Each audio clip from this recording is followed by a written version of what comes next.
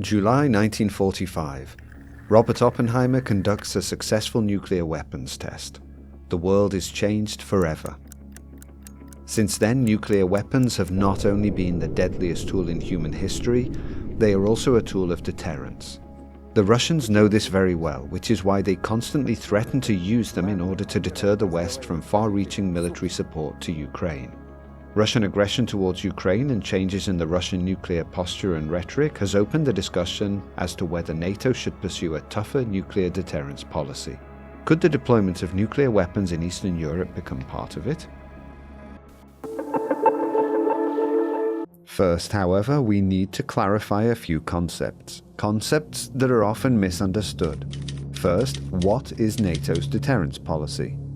In the simplest terms, it refers to actions that NATO takes to show a possible aggressor that a war with the alliance will be very painful and simply not worth it.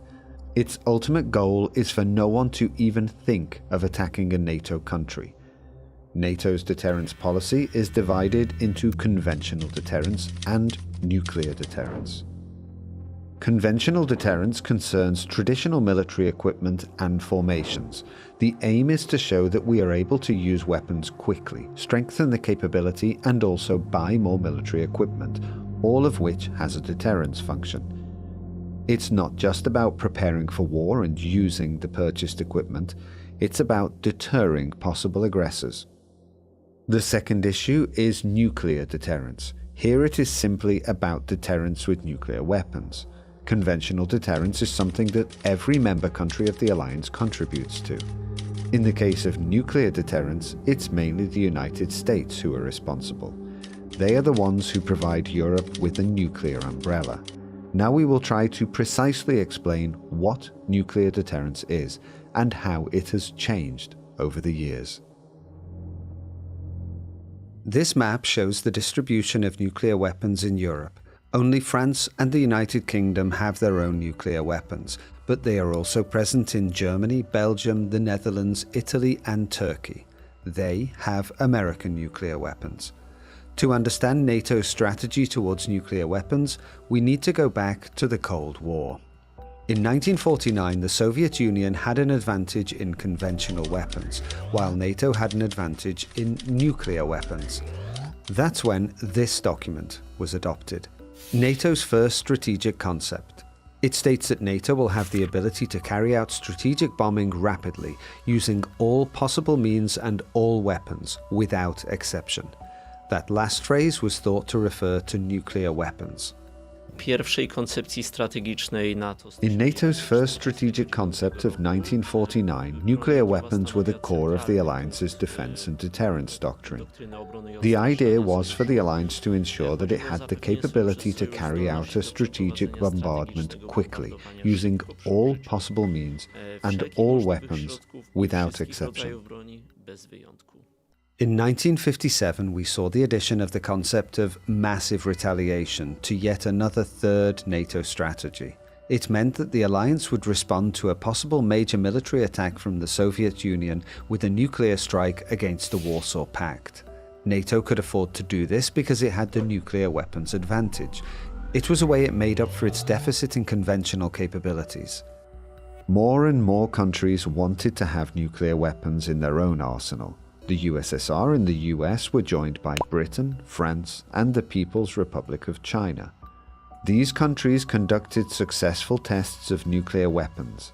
Many more countries were interested in having these weapons, such as Germany. The proliferation of nuclear weapons worried the Americans, so they decided to act in two ways. First, the US supported the creation of the Treaty on the Non-Proliferation of Nuclear Weapons. And secondly, they decided to develop a nuclear sharing program. Under nuclear sharing, the US stored nuclear warheads on the territories of selected countries, and the European allies provided the systems of delivery. This is how the Americans wanted to reassure the European allies and strengthen the US nuclear umbrella. The use of American nuclear weapons in Europe was decided jointly by the European allies and the US within the framework of the nuclear planning group NATO established for this purpose. This is how the US and Europe became inextricably linked in response to possible nuclear aggression by the USSR. By 1960, the US had signed bilateral agreements on nuclear weapons storage with Germany, Belgium, the Netherlands, the UK, Italy, Turkey, and Greece. The situation changed in the early 1960s. On October 30th, 1961, at 11:32 Moscow time, the Soviets detonated the Tsar bomb, the largest bomb detonated to date. It was 3,000 times more powerful than the bomb dropped on Hiroshima. The radiation could cause severe burns to people as much as 100 kilometers away from the blast site. NATO was losing its advantage in nuclear potential. The situation was becoming more and more balanced, and the concept of massive retaliation no longer made sense. The alliance had to abandon it, and as a result, a new defense concept was adopted. Massive retaliation was replaced by the concept of flexible response. An act of aggression by the USSR would first be met with conventional capabilities, or if the USSR conducted a nuclear attack. The late 1960s and early 1970s marked the peak of the US tactical nuclear presence in Europe, with a record high of around 7,000 warheads. Przełom lat 60. i 70. XX wieku to był... The late 1960s and early 1970s marked the beginning of an era of détente in relations between the United States and the West more broadly, and the Soviet Union. This period resulted in the negotiation of disarmament treaties between the United States and the Soviet Union. The most significant was the 1987 Intermediate Range Nuclear Forces Treaty, signed between Ronald Reagan and Mikhail Gorbachev, which stipulated the elimination of all ballistic missiles and cruise missiles, both nuclear and conventional, with ranges from 500 to 5,500 kilometers. It concerned land-based missiles and rockets and their delivery systems. In the late 1980s and early 1990s, the Cold War ended. This brought another change in NATO's nuclear policy. The concept of flexible response was replaced by the doctrine of reduced reliance on nuclear weapons. The Americans reduced the number of their warheads in Europe from 7,000 to 1,000. The following decades brought further reductions, and now there are around 100 free-falling bombs. So much for history. But why are we talking about this at all? Well, we wanted to show that NATO's nuclear weapons strategy has always been changing, and its current state is really a result of chance, events from decades ago, and US policy under Barack Obama. It's also worth pointing out a correlation. When one bloc had an advantage in conventional capabilities, the other made up for it with nuclear deterrence. This has been the case since the beginning of the Cold War, and it's the case now. Russia is not neglecting nuclear deterrence. For years it has been modernizing its nuclear arsenal, expanding its means of delivery, deploying nuclear weapons in Belarus and the Kaliningrad region, even conducting aggressive military exercises with simulated nuclear strikes against NATO. But above all, it constantly threatens to use nuclear weapons against Ukraine. And what kind of activities is NATO conducting? There are programs to modernize warheads, the means of delivery, and NATO's Secretary-General has stepped up his rhetoric. In addition, the US has left the INF Treaty because Russia repeatedly violated it. But still, the US and NATO as a whole are skeptical of a fundamental adjustment in nuclear weapons policy. Sojusznicy nie chcą angażować się w głębi. NATO allies do not want to engage in deeper discussions about more serious changes in this area. Their respective societies are reluctant to deal with this topic, with nuclear power in general, for example in countries like Germany, and in particular the use of nuclear weapons. Therefore, individual allied governments are reluctant to engage in discussions about, for example, expanding nuclear sharing to increase the number of tactical nuclear weapons in Europe. The United States is also unwilling to do that now because it believes that the current capabilities, the current NATO strategy, is sufficient. The concerns of skeptics are also linked to this document. This is the NATO-Russia Founding Act of 1997. In it, NATO committed itself not to deploy nuclear weapons and not to permanently station substantial combat forces on the territory of new members. The Russian Federation has notoriously violated the document with its aggressive actions. Even so, some allies do not want to completely abandon the restrictions enshrined in it, particularly those regarding nuclear weapons. Akt stanowiący NATO-Rosja należy wypowiedzieć z tego względu. The NATO-Russia Founding Act should be denounced on the grounds that it no longer reflects the reality that we have been facing since 2014, i.e. the Russian annexation of Crimea, and in particular, since 2022 and the full-scale Russian invasion of Ukraine. This act was signed between the alliance and Russia in a very different reality, when it treated Russia as a partner, and as part of this act, the alliance pledged to limit its conventional and nuclear presence in the new member states, i.e. those states that joined NATO after 1999, above all, here in our region. Right now, the allies have agreed that this act does not apply to conventional capabilities, but it still applies to the nuclear element, and therefore these discussions about changing the nuclear strategy, NATO's nuclear capability, are being pushed back. The allies indicate that, look, we can't discuss this because we still have a NATO-Russia Founding Act, where we have agreed to certain limits, and we don't want to violate them. Regardless of the decision on whether US tactical nuclear warheads should be deployed in any new member state, in the region or not, this act should be denounced because it no longer reflects the reality we live in, and limits certain discussions and mental horizons within the alliance. There are increasingly strong voices calling for nuclear sharing to be expanded and for NATO to develop its nuclear weapons capabilities. Moim zdaniem jednak będziemy mieli do czynienia z In my opinion, we will see more profound changes in the coming years, and this change will depend on two factors. First of all, Russia is increasingly stepping up its nuclear rhetoric, conducting demonstrative nuclear exercises. While Russia has not yet changed its doctrine on the use of nuclear weapons, in the Russian public discourse, Vladimir Putin makes statements about how this threshold for the use of nuclear weapons can be lowered, and not just to defend the existential interests of Russia. So that is one argument for the alliance to respond to this rhetoric of strengthening Russian capabilities, Russian exercises, and the general increased importance of nuclear weapons in the Russian doctrine. The second factor is China. And here, this Chinese factor and China's enhancement of its nuclear capabilities does not have a direct bearing on Europe, but it does on the United States. There, a discussion is beginning about whether to increase the arsenal of nuclear weapons, whether to strengthen nuclear deterrence in the overall strategy, which I think would also result in a desire to increase the European contribution to nuclear deterrence in Europe. Changes could open the way to nuclear membership for other countries, including Poland. But what would this membership look like, and what would it call for? There are two possibilities. The first is theoretically the simplest one, the stationing of nuclear warheads on Polish territory, as is the case today with Germany, for example. Głównym atutem rozmieszczenia broni jądrowej na The main advantage of deploying nuclear weapons on the territory of NATO's eastern flank countries would be for NATO to demonstrate its willingness and determination to defend the countries of the region. So this is the base, to demonstrate determination and to confirm the credibility of nuclear deterrence, given that NATO has not taken proportional steps towards Russia in updating its nuclear policy. Such gestures would be highly significant. The deployment itself would also have both military and political value, but it would also involve military risks, for example, the possibility of the faster, easier destruction of nuclear-armed bases located on the territory of NATO's eastern flank states. The strengthening and reaffirmation of the resolve and credibility of NATO would be considered the main advantage.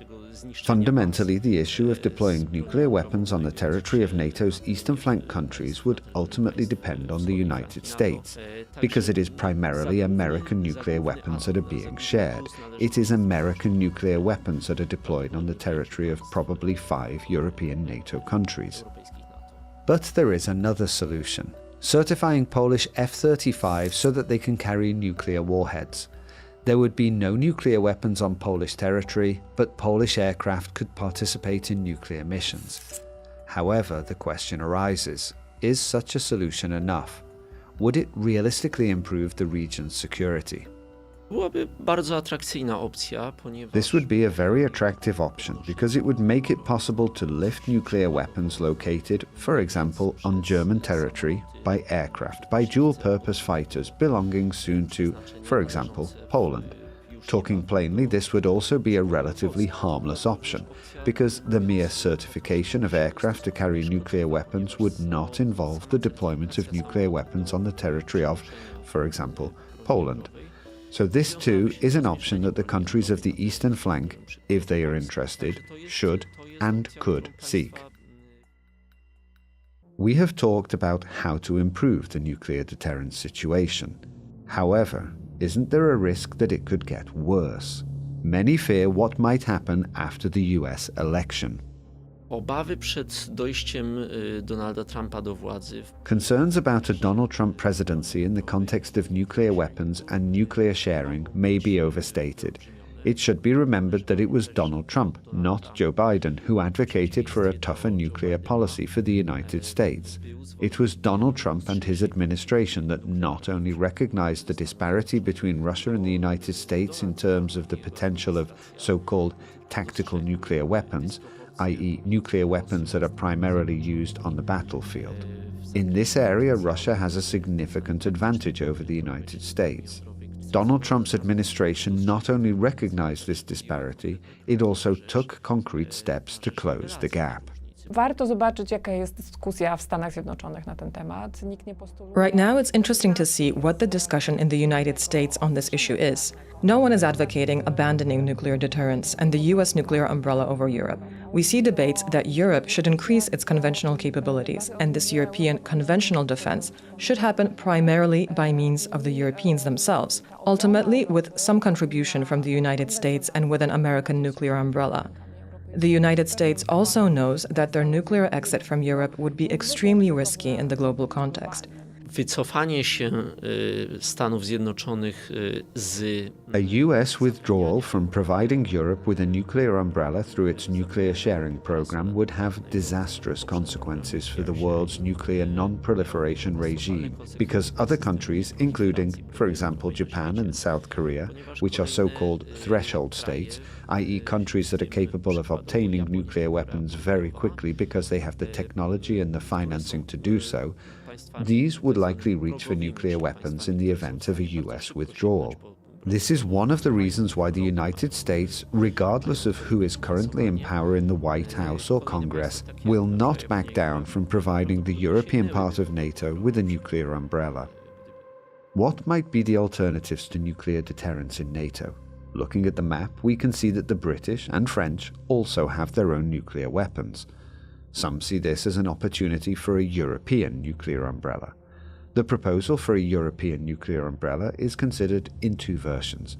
In practice, this process would involve the Europeanization of the French and/or British nuclear potential, either within the European Union with French participation, or by creating separate multinational European structures with both French and British participation. The challenges associated with this would be significant. Europejski parasol nuklearny I europejskie A odstraszanie... European nuclear umbrella and a European nuclear deterrent is a completely abstract concept at the moment. Here we're dealing with media discussions that have been labeled unrealistic and ungrounded by the governments of individual member states, such as Germany, but also in other countries. The public discussions are about Europeanizing the nuclear capability of France and the UK. This would be within the European Union. In the case of France, it would be within the European multinational structures newly created for this purpose. In the case of the UK and, for example, France combined, it may only be that this would require fundamental changes in the approach of both countries to nuclear weapons. France treats its nuclear capability in pure national terms. In our current reality, it will not accept surrendering part of the decision-making on the use of this capability to other states. Increasing the number of nuclear warheads, increasing the number of systems and types of delivery systems would also come into play. There would be very difficult discussions about deciding on a strategy for the use of nuclear weapons, their financing, their storage, so these are very difficult topics that European countries would have to deal with if they wanted to actually develop such a European nuclear capability. There is one more solution: the development of national nuclear programs. Such an option could theoretically be considered in the event of the collapse of NATO and the disappearance of the US nuclear umbrella over Europe. Such a situation would result in the spread of nuclear weapons around the world, which the bigger powers would like to avoid. However, even in a theoretical situation, the development of nuclear weapons in Poland would be limited. The lack of a civilian nuclear program and the development of domestic missile technologies, as well as the risk of preventive strikes on nuclear installations from Russia, would call the development of a Polish military nuclear program without strong US support into doubt, write the authors of NATO's Nuclear Deterrence. Is it time for change? But is there another option? Will NATO make a decision concerning the further strengthening of its nuclear deterrence? Moim zdaniem wszystko zmierza ku temu. In my opinion, everything seems to suggest that we will have to become more and more seriously, as an entire alliance, more involved already now in this discussion, for the reasons I previously mentioned, namely the increasing role of nuclear weapons in Russia's strategy, its increasingly aggressive rhetoric, the military exercises, the stationing of tactical nuclear warheads in Belarus, the development of systems to deliver them. NATO should respond to this. And on the other hand, as I said, there is China and the need for the United States to adapt and prepare for this challenge, which I think the European allies will have to help with, and to help precisely in complementing, supporting, strengthening their nuclear deterrence capability in Europe. Thank you for watching. If you enjoyed this OSW video, you may also enjoy the video available on screen now.